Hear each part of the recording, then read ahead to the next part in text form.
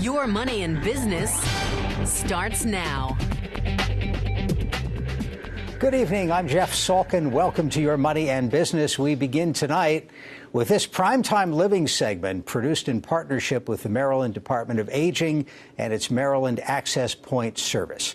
We are joined in the studio by Cecilia Warren, who is Director of Emergency Preparedness Policy for the Department of Disabilities. Also with us is Brenda, who is the ASL interpreter from the Department of Information Technologies Maryland Relay. Now, thanks, Cecilia, for being with us. Thank you. Let's start with a little bit about what you do. You're here with Yale, your service animal, helps with your vision issues. Tell us about yourself and your position. Well, the Director of Emergency Preparedness Policy helps to coordinate basically policy and legislation across the state as it pertains to emergency preparedness and response, people with disabilities, and others with access and functional needs.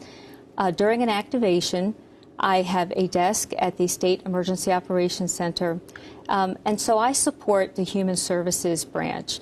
A lot of the functions involved include sheltering, evacuation, medical services, public health, communications, even things like animal welfare.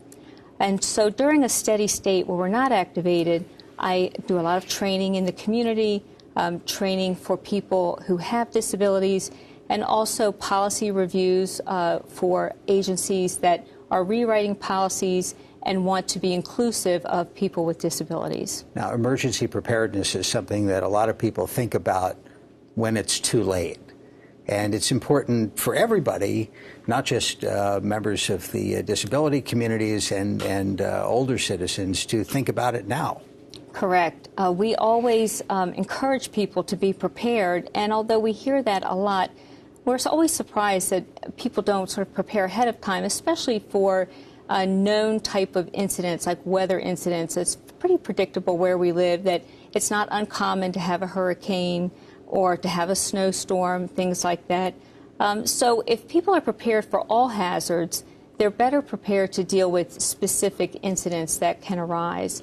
And one of the things that we ask of people, especially people who are seniors or have disabilities, is to ensure that they know how to use their devices, their medical devices, their communication devices, and if it's something that depends on electricity, to understand if it has a battery backup and how to switch it over to be battery operated, and if they do have to evacuate to a shelter, to be certain to bring that equipment with them and the charging device that accompanies it. So if I can interrupt, a lot of that equipment might be expensive. So it might not be the sort of thing where you could have a duplicate version sitting in a Go kit or in a secure place for an emergency. That's correct. It would not be something that most people would have a duplicate of. So they would need to be able to put their hands on it fairly quickly. And these devices are typically something that they would use daily, whether it be a communication device or a nebulizer or oxygen or something like that.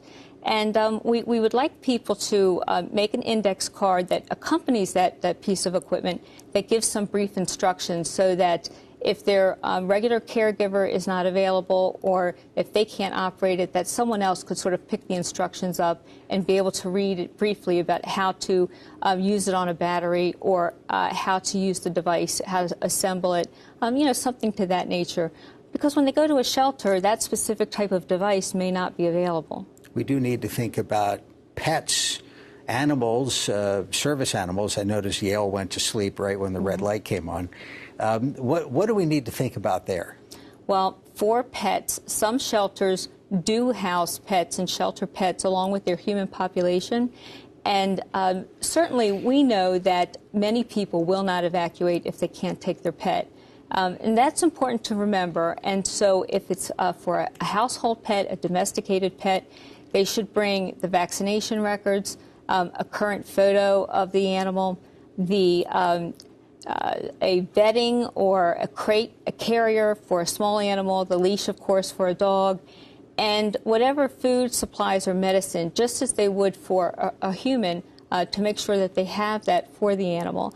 For a service animal, they would be allowed to stay with their handler in a shelter environment. For a domesticated pet, typically we would have separate quarters within the shelter.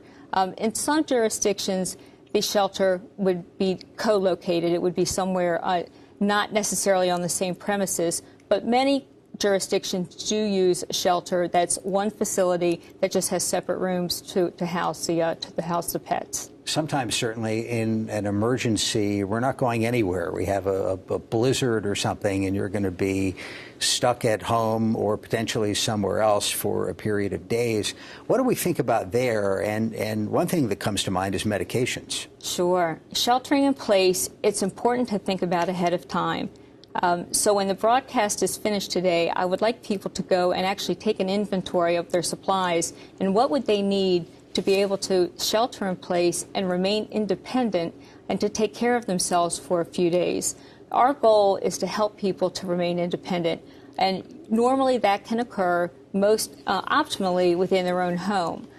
When you go to a shelter, you're in a community type of living environment, and most people don't feel that they have the same level of independence. And sheltering at home would certainly mean having enough medicine, food, water, whatever supplies were needed. For example, if someone was a diabetic, that they would have enough supplies for testing their blood sugar. If they have domesticated animals, that they have enough food to take care of them. You know, all of those things. And, of course, energy. You know, do they need to have fuel? Do they need electricity?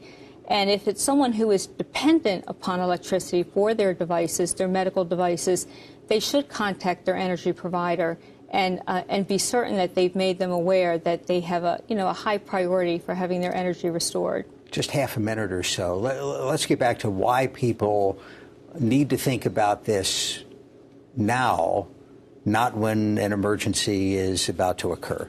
Because modern disasters have a wide range of collateral effects, a wide range of problems that impact communities, individuals, businesses, and we're looking for resilience, and that's what we're trying to build. And a person who has taken the steps to be resilient is going to have a more successful rebound from a disaster. And quickly, where can somebody get help with this? Well, they can get help at our agency, MDOD, Maryland Department of Disabilities, or Maryland Emergency Management Agency. Cecilia Warren is Director of Emergency Preparedness Policy at the Department of Disabilities. Thank you so much for being here. Thank you.